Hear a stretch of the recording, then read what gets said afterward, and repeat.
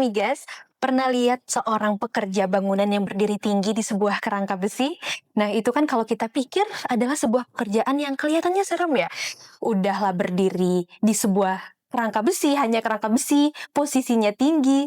Tapi rekan migas tahu nggak sih kalau sebenarnya itu adalah pekerjaan yang aman asalkan dilakukan oleh orang-orang yang juga sudah memiliki kompetensi di bidangnya. Nah, hari ini kita akan membahas lengkap tentang scaffolding dan skema sertifikasinya di LSP PPSDM Migas, tentunya bersama narasumber kita. Di sini ada Pak Ferry Purwosaputro, salah satu instruktur ahli muda di PPSDM Migas ya Pak ya.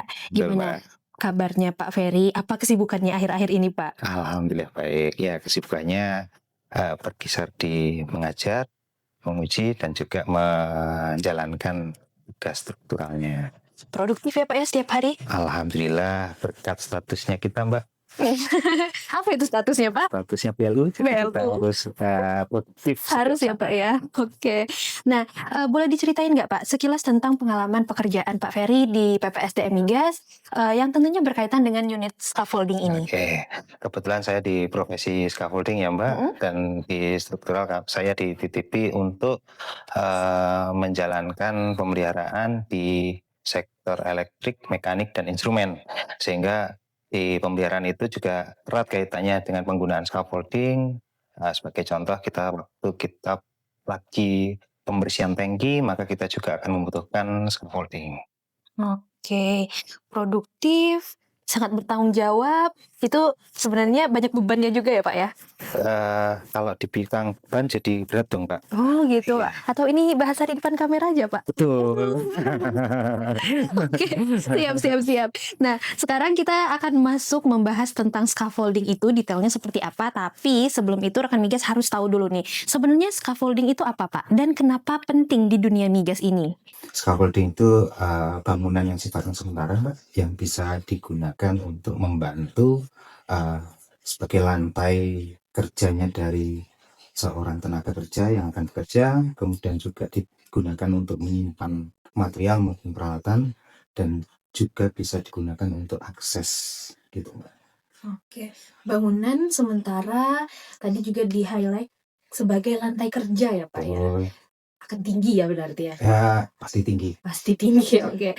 Berarti ada satu hal yang perlu kita cermati bahwasanya pekerjaan scaffolding ini karena dia itu tinggi pasti punya resiko besar kalau tidak dilakukan dengan kompetensi yang memadai ya Pak ya? Betul, sesuai dengan Undang-Undang Nomor 1 Tahun 70 tentang Keselamatan Kerja, kemudian juga Peraturan Menakertran Nomor 1 Tahun 1980 tentang K3 pada konstruksi bangunan, itu mewajibkan kita selalu menggunakan atau melakukan proses pembangunan yang berada di ketinggian itu dengan aman. Di dalam Undang-Undang Nomor 1 Pemeraketran Nomor 1 Tahun 1980 itu scaffolding itu disebutkan perancah ya Mbak, bukan scaffolding ya. Oke. Jadi scaffolding itu didapatkan dari bahasa Inggris kalau nggak salah. Oke, baik. Ini sebuah informasi baru ya untuk saya sendiri ya. Nah, berarti kan Pak, kalau kita perhatikan dari pembahasan tadi bahkan sudah sampai ada aturan resminya begitu ya.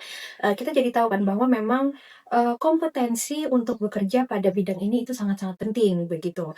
Nah, untuk itu sekarang kita masuk ke bagian yang paling sering ditanya oleh rekan migas itu sendiri bahwa di LSP PPSDM Migas begitu, itu ada berapa skema sertifikasi kompetensi untuk scaffolding Pak? Dan apa perbedaan dari setiap tingkatannya? Oke. Untuk scaffolding itu ada 5 skema, Mbak. Yang pertama adalah operator tingkat dasar, yang kedua adalah operator tingkat lanjut, yang ketiga adalah perancang scaffolding, kemudian yang keempat adalah pengawas scaffolding, dan yang kelima adalah inspektur scaffolding. Untuk perbedaannya bagaimana Pak? Oke, untuk operator tingkat dasar itu dia tugasnya atau kemampuannya harus bisa membangun scaffolding yang simple. Kemudian untuk yang tingkat lanjut itu yang kompleks. Sebagai contoh kalau scaffolding gantung yang biasa digunakan di offshore, jadi dia membangun dari atas ke bawah, itu ke bawah dari decknya offshore. Kemudian nanti di perancang itu ditugaskan untuk merancang sebuah scaffold yang aman yang nanti akan digunakan sesuai dengan spesifikasi keperuntukannya. Itu berdasarkan dari lokasi, berdasarkan dari tenaga kerjanya jumlahnya berapa, berdasarkan juga materialnya yang digunakan untuk ditaruh di scaffolding itu apa saja, beratnya berapa, beserta juga peralatan yang digunakan. Sehingga di situ akan dihitung dan dianalisis sehingga akan ketemu scaffolding yang kita gunakan tipe yang mana, misalkan di light duty kah, medium duty kah, atau heavy duty. Oke, nah berarti kan Pak untuk mengikuti ujian sertifikasi kompetensi ini bisa dibilang harus memiliki kemampuan dasar, syarat kemampuan dasar atau syarat ya Pak ya bahasanya. Nah kalau untuk mengikuti ujian sertifikasi kompetensi di LSP PPSDM Migas, khususnya di skema scaffolding ini sendiri ada syarat-syarat minimalnya nggak Pak? Misal harus tamatan apa atau gimana gitu? Untuk yang scaffolding tingkat dasar itu minimal lulus SMP ya Mbak. Kalau tidak itu diganti dengan minimal 2 tahun di bidang scaffold. Jadi mempunyai pengetahuan tentang scaffold minimal 2 tahun, kemudian ditambahkan lagi untuk memastikan dia sehat, berarti disertai surat keterangan dari dokter. Kemudian ada pernyataan juga bahwasanya peserta ini tidak takut ketinggian. Oke, itu tadi 3 syarat utama ya Pak? Ya, 3 syarat utama. Syarat-syarat lainnya? Syarat lainnya mengikuti dari skema yang akan diikuti. Oke, itu semua bisa dicek di website? Betul, jadi kita bisa akses website itu dimanapun. Jadi di rumah melalui handphone juga bisa langsung kita cek.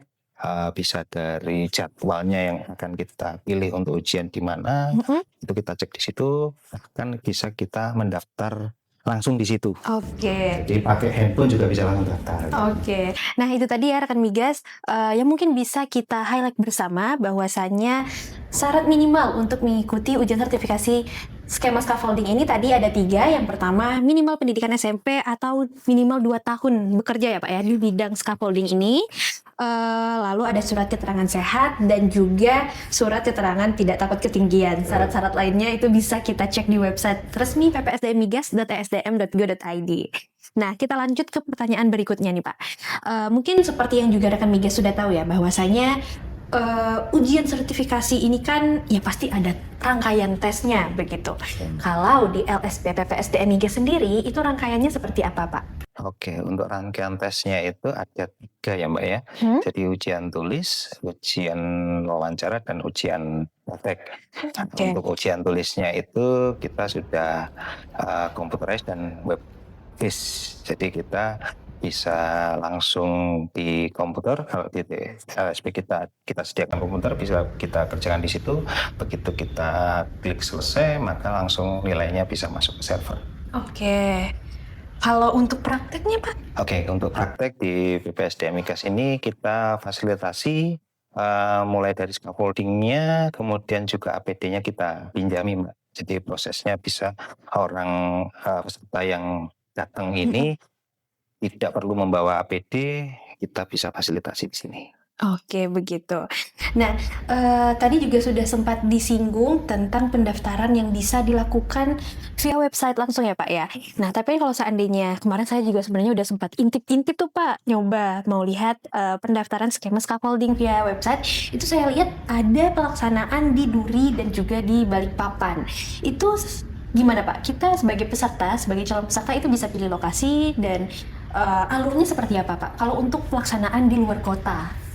Oke, untuk yang ujian di luar kota ini kaitannya dengan provider Mbak yang sudah kerjasama dengan kita, dan untuk proses kerjasama ini memang diperlukan kita verifikasi dulu, verifikasi untuk LSP apakah semua kebutuhan yang disiapkan seperti di LSP PPSDM Migas itu sudah disiapkan juga oleh provider itu, sehingga tidak akan ada perbedaan prosesnya atau kualitasnya mau dilakukan di Cepu maupun dilakukan di luar dari Cepu. Oke, begitu. Nah, sekarang kita masuk ke pertanyaan paling penting nih, Pak. Paling sering ditanyakan soalnya kalau di sosmed itu. Untuk biaya sertifikasi, ujian sertifikasi di LSP PPSDM Migas ini, itu bagaimana, Pak? Ini kita membahas yang soal skema scaffolding saja ya, Pak, ya? Gitu. Jadi perlu diketahui bersama Mbak, biaya pendaftaran untuk LSP PPSDM Migas itu sudah terbuka di website. Jadi kita bisa akses di mana saja, oleh siapa saja. Nah, jadi dan bahkan bisa mendaftar langsung, walaupun hanya lewat HP. Di pendaftaran, pembayaran dan lain sebagainya itu sudah bisa dikerjakan mandiri. Kalau toh ada biaya yang mungkin di luar sana ada informasi lebih, itu mungkin karena mereka harus melewati Google. Tapi kalau kita langsung mendaftar ke BPSDM Migas melalui website resmi kita, ya angkanya sudah tertera di situ. Oke, begitu. Tapi untuk pendaftaran sertifikasi di LSP PPSDM Migas ini itu bisa kita mendaftar sendiri ya Pak? Maksudnya sebagai kita mendaftar diri sendiri pribadi, nggak lewat provider, itu seperti itu bisa? Bisa, kita bisa daftar sendiri di rumah pakai handphone, bisa Oke. kita gunakan. Kemudian kita juga bisa lihat langsung harganya, bisa kita transfer dengan rekening yang tertulis di situ. Kemudian kita bisa pilih juga tanggal yang kita mau ujian gimana, karena kita juga fleksibel ya Mbak. Kita setiap 2 minggu sekali kita ada jadwal yang sudah kita buka. Silakan mau pilih jadwal yang di tanggal berapa, bulan. Oke. Nah, biaya yang sudah tertera di website itu, fasilitas yang akan didapatkan itu apa Pak?